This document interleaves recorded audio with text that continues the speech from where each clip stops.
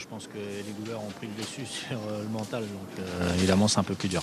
Aujourd'hui, ça paraît compliqué, non? Ouais, aujourd'hui ça va être très très compliqué, ça va lui faire un travail, on est venu avec Rescousse, donc on l'a mis dans le camion. Alors, Rescousse de Barbe, justement, parlons-en, c'est le numéro 11. Elle est déférée aujourd'hui. Vous le faites vraiment à l'occasion, hein, c'est pas toujours. Ouais, on le fait parce que la jument a des bons pieds en ce moment, et puis on a regardé un petit peu le programme, vraiment en course d'apprenti, elle a plus grand chose derrière. Donc on va essayer de faire bien sur cette course-là. Ça l'améliore beaucoup, selon vous? Un petit peu. Quelles sont vos ambitions aujourd'hui? Ouais, c'est ce que je disais tout à l'heure, on peut aussi bien être troisième et aussi bien être septième, ça va dépendre du parcours. Bon, j'espère que ça va bien se passer. Justement, le parcours, c'est un parcours un peu particulier, hein. 2002 petites pistes, ils sont 17 en plus. Est-ce que vous pensez que ça va lui convenir? Jusqu'à présent, ça ne lui a pas forcément convenu. Donc sur la petite piste, elle n'est pas forcément à l'aise. 2002, je ne sais pas si elle a couru beaucoup, 2002. En tout cas, les 2008 petites pistes, elle ne se plaisait pas trop. Bon, là, on est sur un autre parcours, j'espère que ça va le faire. À suivre, merci. Alors précision concernant l'arrivée toujours provisoire mais après photo de la première course à Pornichet, 4, 6, As, 7 et 9. Messieurs, je vous salue et je vous donne la main désormais pour la présentation des partants de cette 7e course. Et oui, bonjour Olivier, on poursuit en effet ce programme à Vincennes. 2 courses nous restent à vivre en direct avec donc cette course réservée aux apprentis. On parlait donc avec son entraîneur de Saint-Léger pour lequel ça paraît compliqué, de Rescousse de Barbe. Petite précision au sujet de Rescousse de Barbe pour quelques statistiques. Déférée les 4 pieds montés. Elle a été déférée à 5 reprises donc au trot monté. Elle a remporté 3 courses, pris une place, été disqualifiée une fois. Donc c'est une configuration qui lui convient bien. Et c'est vrai qu'en regardant ses statistiques au niveau des courtes distances, elle a un petit peu moins de réussite tout de même que sur les longs parcours. Ouais, elle est toujours un petit peu lente à se mettre en route, donc c'est vrai que ce parcours de 2200 mètres ne va peut-être pas forcément l'avantager, mais bon, s'il y a du train, elle pourra ensuite venir terminer sur des chevaux fatigués pour finir. Les petites courses références, elles concernent le numéro 5 Safari Dream qu'on retrouve sur ce tracé le 1er octobre dernier, où il terminait 3e. Il était devancé par Rizvik d'Avril et par Quidil. Ouais, c'était un bon lot. On sait qu'il adore les parcours de vitesse sur lesquels il n'a pratiquement jamais déçu. Il peut ainsi pleinement s'exprimer. Il n'a pas l'occasion de tirer et donc il possède beaucoup de vitesse. Encore faut-il aller au bout, hein. On voit que là, il est dominé assez nettement par Rizvik d'Avril qui lui est supérieur. Hier de Léo également, mais qui s'est disqualifié après enquête. Et Quidil à l'intérieur. Bon, une fin de course un petit peu pénible pour Safari Dream, qui termine quand même 3e dans un lot bien composé. Et la favorite de cette épreuve, c'est Sophie Duvif, le numéro 13. Anthony est aux côtés de son entraîneur Émeric Thomas. Elle est donc favorite aujourd'hui, Émeric. Oui. Sophie Duvif. L'engagement est bon au papier en tout cas. Ouais, oui, sur le papier c'est bien. Elle vient de bien courir. La dernière fois, c'est pas trop bien passé montée, mais elle avait des circonstances. Et la fois précédente, fin juin, elle a gagné quand même bien avec Martial. Donc non, avant le coup, elle a une chance régulière, mais maintenant, beaucoup de turfistes la connaissent. Elle a besoin d'un parcours caché impérativement le plus longtemps possible. Et puis, le petit bémol, c'est que même si je pense que c'est une jument de vitesse, 2002, montée en plus, elle peut courir monter. 2002, ça va aller très vite. Peut être un peu décontenancé peut-être, mais bon, non, je pense qu'elle a une bonne chance. Merci. Lorsqu'elle s'imposait à Vincennes le 28 juin, course dont nous parlait Émeric Thomas, elle effectuait son retour au trot monté, spécialité dans laquelle elle n'avait pas été vue depuis 2 ans. Elle n'a couru que 4 fois au trot monté pour une victoire et une place. Un cheval qui vient de courir dans un quintet, c'est Pronto de Mai, le numéro 9. Il a tenté un effort dans le haut de la montée qu'il n'a pas pu complètement poursuivre. C'est un cheval qui reste, malgré son expérience, parfois un peu compliqué. On voit qu'il est complètement abandonné dans cette course, puisque proposé Sébastien à près de 50 contre 1. Logique, car cette année, il n'a pas réussi à réaliser de belles performances. Il n'a quasiment pas pris de gain d'ailleurs. Ouais, il avait gagné cette année en 2013. Toute fin d'année à Vincennes au mois de décembre. C'est vrai que depuis, il a connu quelques ennuis de santé et il n'a pas encore peut-être complètement retrouvé de toutes ses sensations. Sa dernière course n'est pas si mauvaise que cela. Voilà, numéro 3, Patte de Fontaine, alors qu'il a la particularité, malgré son âge avancé, de n'avoir couru qu'à 6 reprises au trot monté. Mais il court toujours à bon escient dans cette discipline. 2 victoires, une 2e place, une 4e place, 2 disqualifications. Donc c'est un cheval qui, lorsqu'il se présente au trot monté, aux 3/4 du temps, est tout de même très performant. Oui, il a effectué un retour sympathique après 2 ans d'inactivité, retour au mois de mai. Bon, il a pris quelques places depuis. La favorite a l'air très bien, Olivier, on la voit ici. Sophie Duvif. Montée aujourd'hui par Elisabeth Allaire. Qui parfois était associée à Safari Dream. Finalement, si Sophie Duvif cherche un dos, Safari Dream pourrait être le lièvre idéal. Hein. Ouais. À condition qu'elle démarre assez vite. vite, hein, parce que Safari Dream, lui, généralement, n'attend personne. Et Safari Dream qui est montré par Guillaume Martin, qui maintenant fait partie de l'écurie de Jean-Luc Dersoir, un jeune homme qui d'ailleurs connaît une belle réussite à l'heure actuelle. Cote qui baisse pour Safari Dream, 5 contre 1 comme baisse pour le numéro 8, Rick Weir, qui vient d'effectuer des débuts victorieux au trot monté le 9 octobre dernier. On aurait souhaité une distance un petit peu plus longue pour Rick Weir, hein, qui a assez peu couru sur les courtes distances. Néanmoins, il l'a fait avec une telle autorité que bon, on attend sa prestation à Vincennes avec beaucoup d'intérêt. Et on va le revoir, tiens, rapidement, Rick Weir, justement pour que vous fassiez une petite idée à son sujet. On le voit ici au trot d'essai, au canter. Alors on a peut-être le temps, oui, on a le temps de regarder rapidement cette phase finale à Anguin. Ce jour-là, il laissait une très belle impression. C'est la Kazakh verte. Hein. Non, je dis une bêtise. Non, c'est bien lui. Pardon. Blanche, hein. Ouais. J'avais mis un doute. Pareil. Non, c'est bien lui. C'est vrai qu'il s'est Kazakh ce jour-là. S'était imposé vraiment très très facilement. Il n'avait pas fait de détails. On reste à savoir comment il va donc appréhender la courte distance aujourd'hui. C'est vrai que c'est le point d'interrogation. C'est un cheval qui parfois a un petit peu besoin de se mécaniser, se mettre en route en course. Mais en tout cas, le style de cette victoire laisse évidemment penser que c'est un cheval de qualité qui a de très belles choses à faire dans cette discipline dans les semaines et les mois qui viennent. Il était doué au attelé également. Il avait gagné un quintet il y a de cela 2 ans lors du meeting d'hiver. Il semble être en tout cas une bonne recrue. Tardive certes, mais bonne recrue pour les courses au trot monté. Et vous parliez de la distance, messieurs, c'est un peu aussi l'interrogation dans l'entourage concernant Rick Weir. Voilà, on s'interroge, mais je peux vous dire que beaucoup d'entraîneurs s'interrogent sur l'aptitude de leurs chevaux au tracé d'aujourd'hui, qui est un peu particulier pour des chevaux d'âge. Surtout qu'ils sont beaucoup de partants. Il y en a un que ça ne va pas gêner, c'est sûr, c'est Safari Dream. Safari Dream, tout à fait. Il a beaucoup de vitesse. Peut-être également Québec de Tillard qui a gagné sur ce parcours au mois de mars. Mais où en est-il? En tout cas, j'ai pu échanger quelques mots avec son jockey Cédric Terry qui m'a dit le 8 était pas mal et je peux prendre une place. Voilà, c'était ses propos. Donc on ne part pas négatif visiblement dans son entourage, il ne faut pas l'oublier trop vite. Et lui, il va apprécier le parcours parce qu'il avait triomphé exact. au mois de mars sur ce parcours. Alors, il y en a un qui ne va pas forcément l'apprécier, et c'est ce qu'on m'a dit en tout cas dans son entourage, c'est Texas de Liton.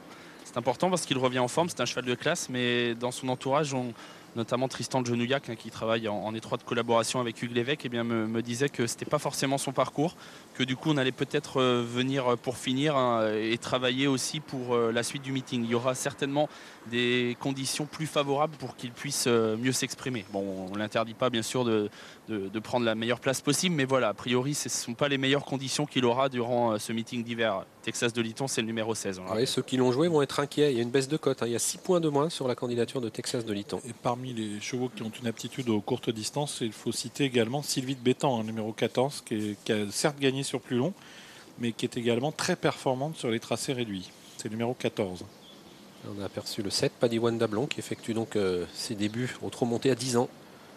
Il tire ses dernières cartouches en France, à l'image de Pat de Fontaine. Ce sont l'une des dernières opportunités pour courir. Padiwan Dablon qui vient d'assez bien se comporter dans un quintet. Il a pris la 7e place. Bon, c'est jamais facile de débuter à cet âge au trot monté. Petite piste donc pour les concurrents de cette épreuve, montée par des apprentis. Une belle allocation, 75 000 € d'allocation globale. On va devoir s'appliquer. Un seul apprenti qui n'a jamais gagné, c'est l'apprenti du numéro 1. Cote de 100 contre 1 pour Saint-Léger, qui fait écurie avec Rescousse de Barbe. Écurie qui est proposée à la cote de 9 contre 1. C'est toujours Sophie Duvif qui est la plus jouée. Elle vient de bien courir dans un quintet, prenant la 3e place à Vincennes de Rébus de Blémont et Samba Fort sur la petite piste. Allez, les chevaux vont passer sous les ordres. On voit que c'est Rasta Beach qui se présente parmi les premiers. Qui a bien couru en dernier lieu, Rasta Beach. Texas de Liton, complètement à gauche de l'écran. Où Safari Dream a bien failli commettre un temps de galop. Mais il est remis au trot. Et un Safari Dream qui était bien parti, mais malheureusement pour lui, le départ est repris. C'est pas forcément une bonne chose d'ailleurs. Ouais, car Sophie Duvif était bien partie. Texas de Liton également semblait bien parti. Safari Dream, qui laisse un peu d'influx. Complètement, parce que lui, quand il part, il part. Le faux départ, c'est pas forcément bien sûr pour l'avantager. La Texas de Liton. Qui était parti du bon pied. s'il n'est pas trop pris de vitesse en début de parcours et qu'il trouve rapidement la bonne cadence, il est capable de remporter bien sûr une course comme celle-ci. Oui, il vient d'ailleurs de dominer bon nombre de ses adversaires du jour, l'autre jour. Ouais, c'est Safari Dream, Olivier, qui a provoqué le 5, le faux départ. Ouais. Confondu vitesse et précipitation. Il partait pourtant il a failli en retrait. partir au galop, regardez, il est parti un peu à faux et finalement Il va tellement vite que... il est retombé sur la bonne jambe, mais il est passé trop tôt au niveau du laser. Ouais, même s'il part dans un dos, il sera peut-être en tête au bout de 200 ou 300 mètres. Hein. Où est-il d'ailleurs? Oula, il s'est logé plutôt à la corne. Ça par contre c'est un peu plus dangereux. C'est pas possible.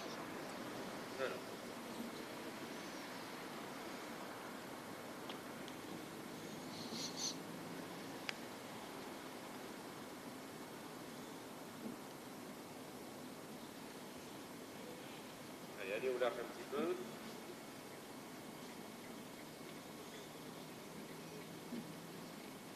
On a remis le chronomètre en route, 6 secondes avant d'avoir le droit d'aller sur la piste. On grappille toujours 1 ou 2 secondes, vous l'avez vu. Et on est de nouveau sous les ordres.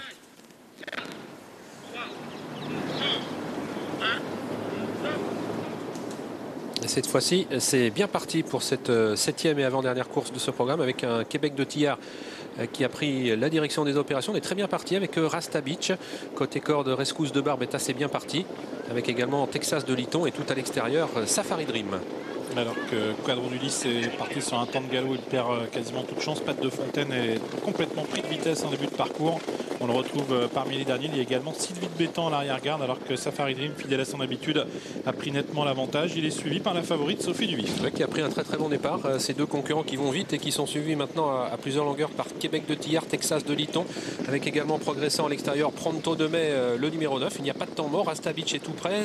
Rescousse de Barbe venant ensuite avec encore Sylvie de Bétan. Rick Weir est à un rang ensuite. Il y a toujours beaucoup de rythme dans cette épreuve et pour passer devant les tribunes, Safari Dream, comme il aime le faire, a toujours l'avantage, presque rejoint par Pronto de Mai. Texas de Liton et Sophie Duvif se partagent pour l'instant la 3e place devant Québec de Tillard avec Rasta Beach. Puis nous avons ensuite Rescousse de Barbe et Sylvie de Bétan devant le 4 Régnier, alors que Texas de Liton rétrograde sur faute maintenant.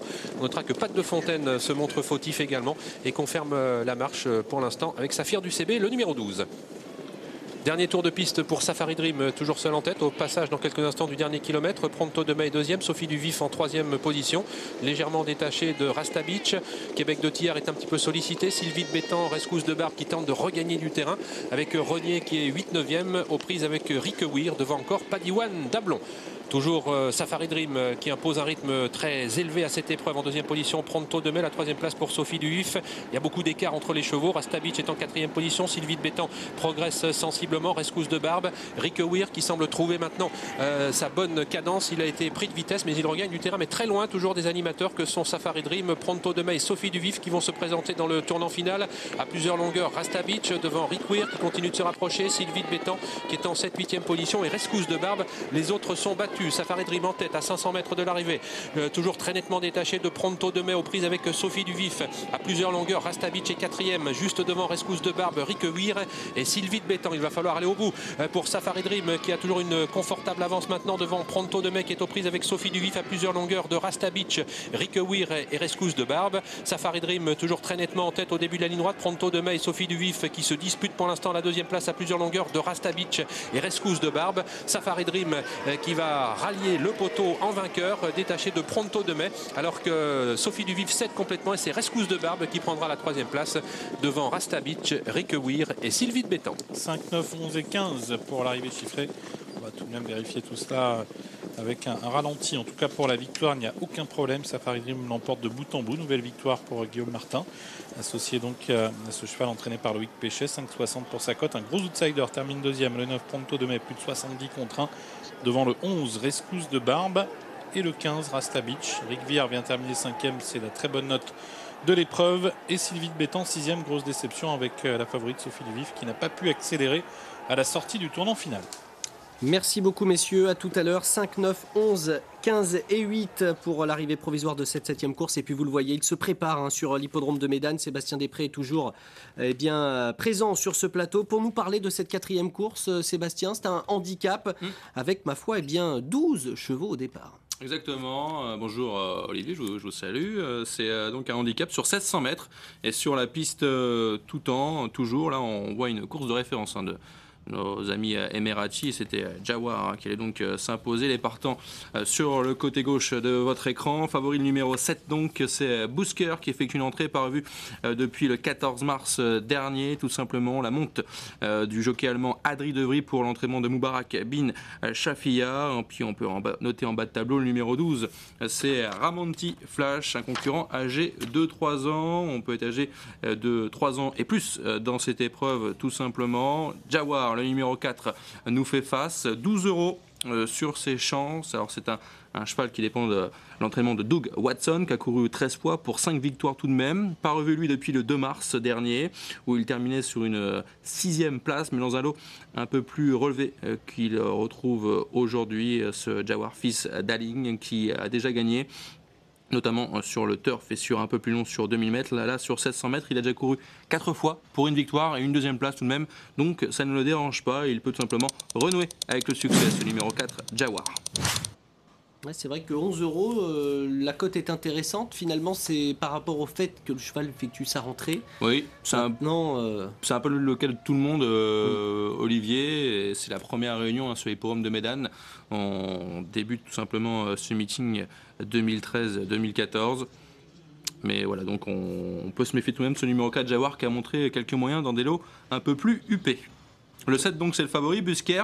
Lui a aligné les succès l'an passé, 2 victoires consécutives pour ce représentant de Moubarak bin Shafia. Il a couru 20 fois, 4 victoires, 4 2e places tout de même pour ce cheval qui a gagné 2 fois sur cette piste tout temps et qui a gagné également sur le tracé qui nous intéresse, ce numéro 7 Bousker, le fils de Street Cry. Et bah voilà, il n'a qu'à répéter ses performances du dernier meeting. C'est un cheval qui est vraiment monté lors du meeting précédent. Il était proposé à 2,40 € désormais, c'est Bousker, qui fait partie des bonnes chances de cette épreuve. Et là on voit la course de référence concernant le numéro 12, un Ramonti Flash, qui est proposé à 17 €, code d'outsider. Une possibilité, on a envie de dire, pour les places avec Jawar, avec Bousker qui est le favori de cette épreuve. C'est peut-être un peu exagéré, un favori à 2 €, bon, même si ça remonte sensiblement, 2,40 €. C'est vrai, c'est un petit peu exagéré parce que tous ces concurrents effectuent leur rentrée. On a des valeurs qui se tiennent tout de même d'assez près, et notamment ce numéro 12, Ramonti Flash. C'était un concurrent qui est âgé de 3 ans en plus, qui est tout neuf, ce fils de Ramonti qui a couru 4 fois. On l'a vu, la course de référence de nos amis Emirati, où il s'imposait donc devant 15 concurrents sur le tracé qui nous intéresse, sur les 1600 mètres, c'était son maiden. Là il monte un petit peu de catégorie.